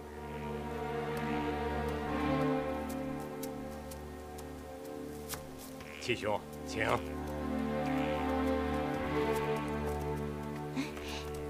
蓉儿，蓉儿，你做的菜我都吃到了，而且每次吃的都一点不剩啊。我知道了。对了，你这两天天天跟老顽童玩摔跤，是不是摔得很惨呢？你怎么知道的？我听那些仆人说的。仆人？他们不是？对呀，他们是又聋又哑，可是他们会用手说话。以后我教你。算了算了，我记不住的。再说这些天我已经背了很多很多东西了。蓉儿，有一件事情我一定要问你。岛上那些又聋又哑的仆人，是不是你爹干的？才不是呢，那是我爹行走中原的时候遇到的一些聋哑人，他们无法生计，所以才把他们带到岛上教养安置。照这么说，你爹是在做善事了？对呀，可是我爹只能做善事，不能居善民。不能居善民，所以他只能对外说那些人是被他弄得又聋又哑的。哦，我知道了，我回去以后一定要告诉周大哥，你爹不是那种人。你叫他大哥？是他非要逼着我结拜为兄弟的。我看他一个人那么可怜，我就答应他了。哦，那你现在也是邱道长的长辈了。蓉儿，不能这么说的。哼，走吧。哼，我看那个小妮子根本就没把你放在心上。一路上都是你在说大话，你打算怎么办？侄儿舍不得放手，舍不得放手就得拿出个舍不得放手的样子。平日里拈花惹草都怪有本事的，现在怎么这样了？小女性情顽劣，远不足以侍奉君子。想不到七兄和风兄这么瞧得起兄弟，齐来求亲，兄弟我至感荣宠啊！欧阳世侄是风兄的贤侄，郭世侄又是七兄的高徒，身世人品都没得说，取舍之间好生为难呐。爹，有什么为难的？女儿喜欢谁，女儿自己知道。万不得已，兄弟只得想个办法，将两位世侄考上一考，哪位世侄占了上风，小女就许配于他。好。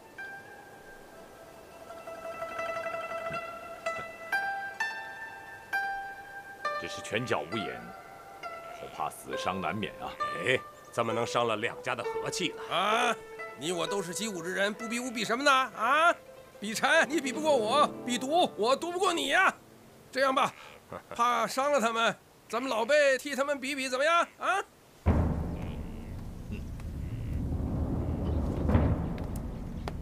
呀！哎，慢！七兄、风兄，你们二位已经拆了数招了，难分高低上下，论剑之期已尽，我们还是到华山上再拼个高下也不迟嘛。你们是上门提亲，不是来上门显功夫的吧？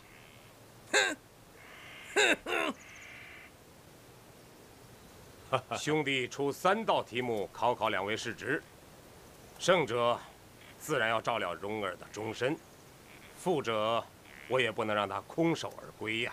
啊？怎么？你还有第2个女儿？哈哈，现今还没有啊，就是娶妻生女，恐怕也来不及了。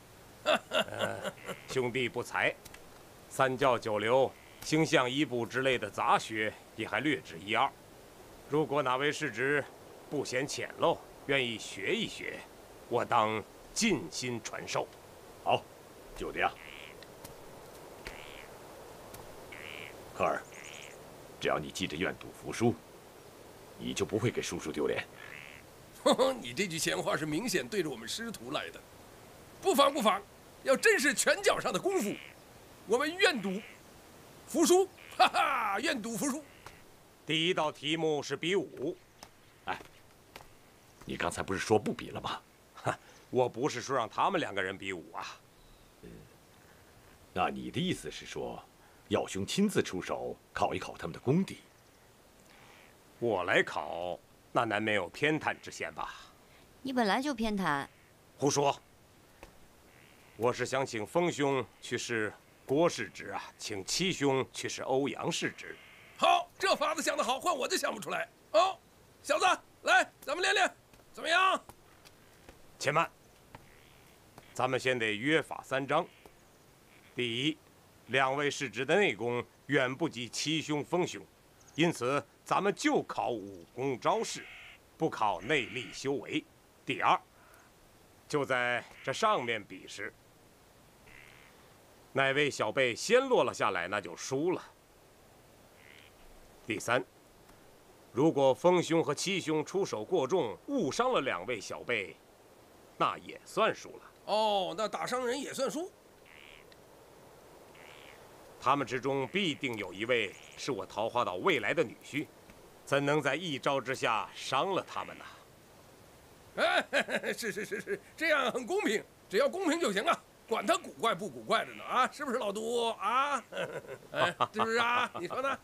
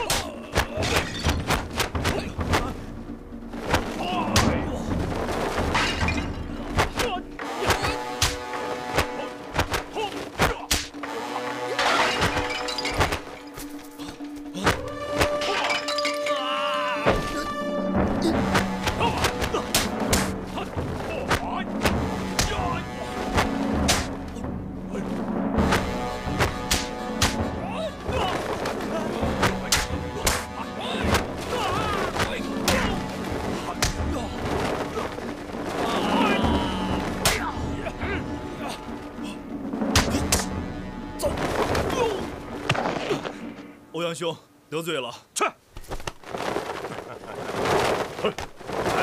七兄，你这位高徒的功夫很杂嘛，连蒙古人摔跤的本事都用上了。啊，那连我都不会，不是我老教话教的，别找我的晦气。啊，这一场是国师之胜了，欧阳师侄不必烦恼。啊，下面2道题那都是文考，但有真才实学，定有取胜之机。爹。下面呢，请2位师侄品评老夫吹的一首乐曲。耀兄，2位小辈毕竟定力不够，万一受了内伤怎么办？哦，这回我考的不是内力，而是请2位师侄各折一根竹枝，随着我的箫声在地上打节拍，看谁打得准，谁就胜了。黄岛主，晚辈我不许认输。师傅，大不了是输，试试不妨。去，摘个树枝，去！我真的不行了。去呀！哎，快去呀！好。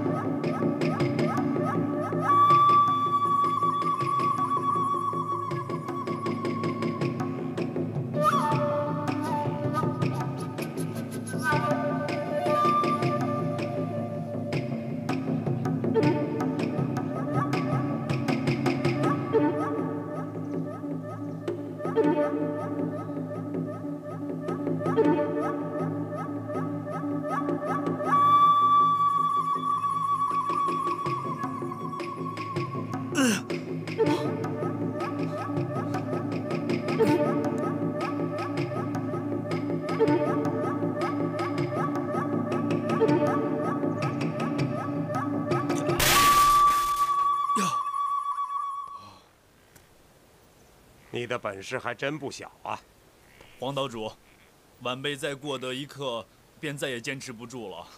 论内功呢，自然当属郭师侄了。不过刚才考的是音律，欧阳师侄是更为高明。也罢，大家就算打了一个平手，就在这第3道题目上决个雌雄吧。这本书啊，它一直跟随了我多年。因为它是我亡妻的手迹，心血凝聚，弥足珍贵。现在就请2位师侄阅读一遍，看谁背诵的最多，没有纰漏，谁就胜了。哼，你这招女婿还考背书，你心太狠了。啊，七兄有所不知，这本书和我的一生有着重大的关联，就是因为这本书，蓉儿的母亲撒手尘寰，我总盼着他的在天之灵能为我这桃花岛挑选一位女婿呀。耀兄，黄老邪，怎么？这不是你桃花岛主在选徒弟啊，这是你女儿的终身大事。你枉费心机让我傻徒弟输，啊，落败就落败。亏了我们师徒不是重面子的人，蓉儿怎么办呢？你还让她一个人跑到中原去，一辈子不见你？要么就嫁给这小子，成天哭天抹泪，对着一堆毒蛇诉说心事。老小花子，我的毒蛇哪儿得罪你了？没少得罪我。亏了你还把死去的老婆拉出来吓我，你老婆活着也被你气死了，啊！气死了！我们不比了，走了，不比了，走了，走了。蓉儿，我这桃花岛岂容你说来就来，说走就走？你不通奇门五行，休想走出我这桃花大阵！我一把火烧了你们个臭花臭树！好，你就放火来烧，我黄老邪为你吹箫助兴。黄岛主，师傅，弟子就与欧阳兄比背书就是了。反正弟子资质鲁钝，输了原本也是应该的。你不怕出手，那你就比吧，比吧啊！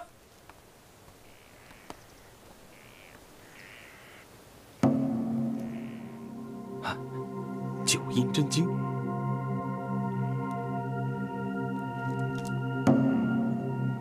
眼神不视而魂在肝，耳不闻而精在身。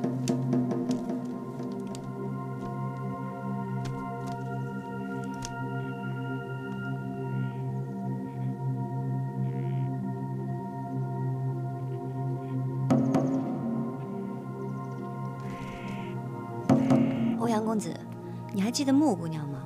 她在宝应祠堂的棺材里活活给闷死了。啊，我都忘了，是你救了她，是不是？别想旁的事情，好生背书。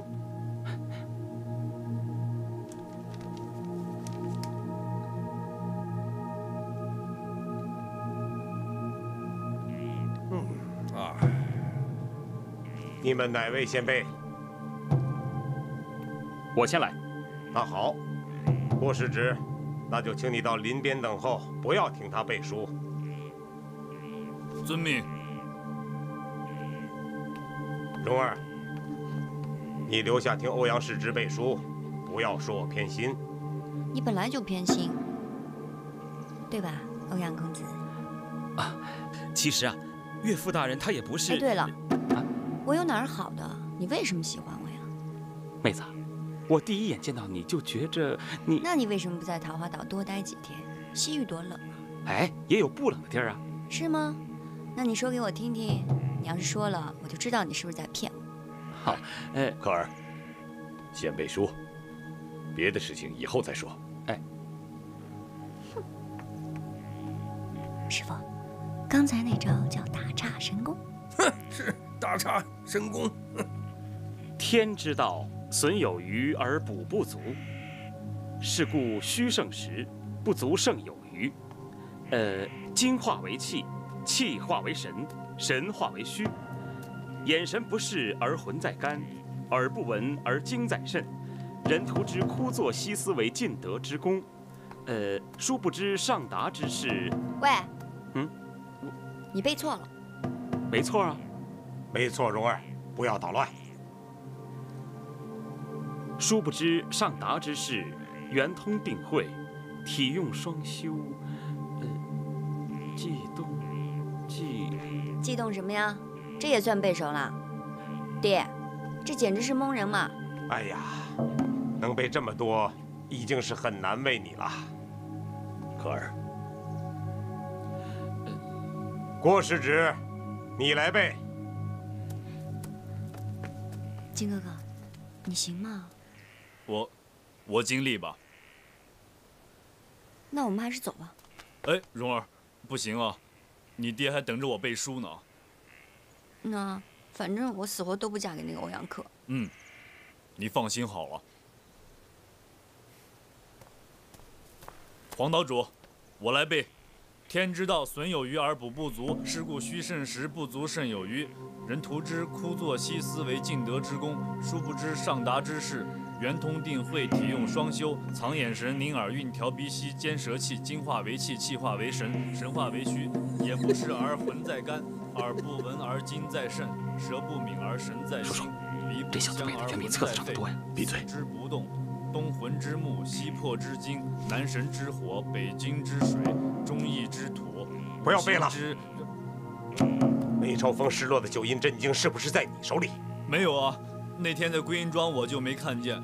我6位师傅说了，如果找到经文的话，一定要物归原主的。看你也不像这种人。哼。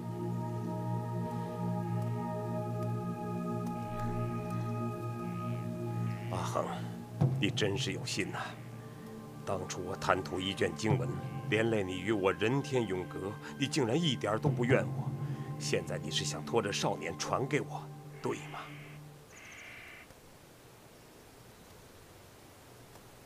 孩子，我就将蓉儿许配给你了。这个蓉儿是被我娇惯坏了的，以后凡事你都让她3分吧。爹，谁被你娇惯坏了？我才没有呢。岳父，岛主大人，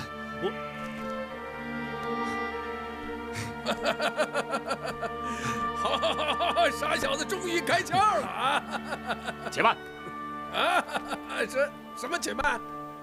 只允许你一个人聪明，不许别人聪明啊！啊！科尔，有话就说。这小子，哈，这位郭师兄所背诵的，远比册子上载的多。定是他早得了九阴真经，故此晚辈斗胆，要在他身上搜搜。你尽管搜好了。哈哈哈哈！哎，老夫来搜如何？老杜竟然不顾颜面，干起小人的事来了。哼哼，东邪西毒岂是你们这些小人的言语糊弄得住的？耀兄又是容得了别人欺骗的吗？哼哼哼。我看你是觉得婚事不行，索性转向真经了啊！欧阳前辈，你搜吧。臭小子，你刚才背的是九阴真经吗？你是从哪儿得来的？我听说过九阴真经，但是我从来没见过。不过，我知道上卷好像在周伯通周大哥那儿。周伯通比你年纪大多了，你怎么可以和他称兄道弟呀？师傅，周伯通大哥他已经跟弟子拜为兄弟了。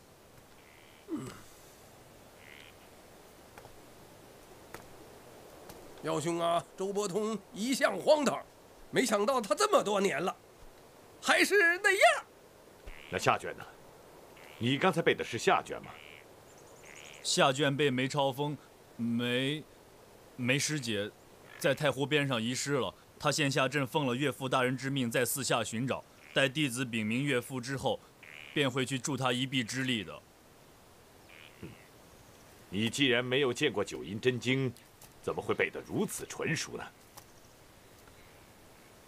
欧阳先生错了，我背的不是九阴真经，而是周伯通周大哥自创的武功秘诀，却不知道怎么的。我岳父这儿也有一份儿。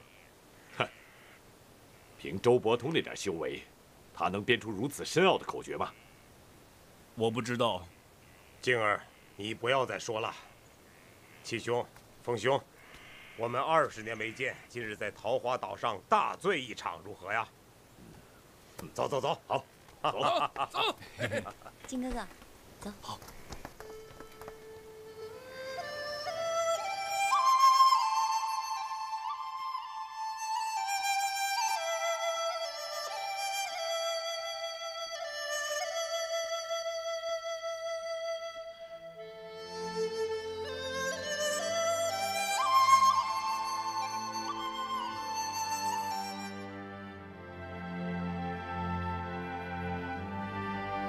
你这辈子只在华山绝顶输过1次，打那以后，便一直想把这口气找回来，这才去费心尽力地弄那本九阴真经。谁曾想，却累得你娘！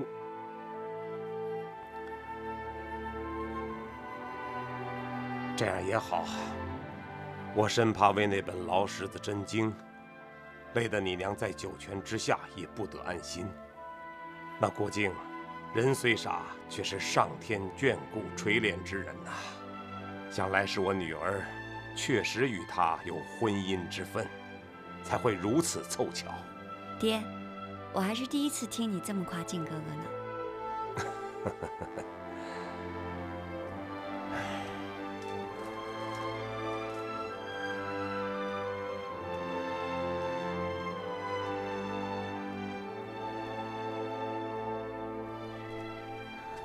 爹，你明知道女儿会嫁出去的吗？不过你放心，我和靖哥哥都会来陪你的，一辈子都不分开。爹和你娘跟你都能够一生厮守，可跟别人难免日久要生烦的。那爹想怎么样？爹就把桃花岛让给你去作恶吧，爹不在岛上住了。爹，那你让我做桃花岛岛主，你要去哪儿啊？去海上，跟你娘在一起，吹着玉箫，海天长伴，以此终老吧。那爹太幸福了，蓉儿有空一定和靖哥哥去找你们玩。哎，你还是和你的靖哥哥好好过日子吧。爹有你娘作伴，用不着你这丫头来生烦。爹。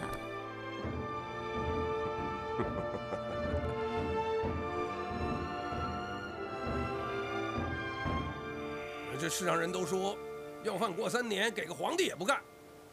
可我要在你这个清凉世界里住上3年，那我这个叫花子就不想干了。好，叔父，黄岛主有言在先，即便是侄儿输了，也可以在这儿学他一门技艺啊。哎呀，科尔，桃花岛的绝学，怎么能你说学就学呢？且慢，你想学什么？小侄素来心仪伯父的5行奇门之术，不知伯父奇门之术包罗甚广，不知你要学哪一门呢？小侄见这岛上道路盘旋，花树繁复，心中仰慕之极。求伯父让小侄在这岛上居住数月，细细研究这生克变化之道。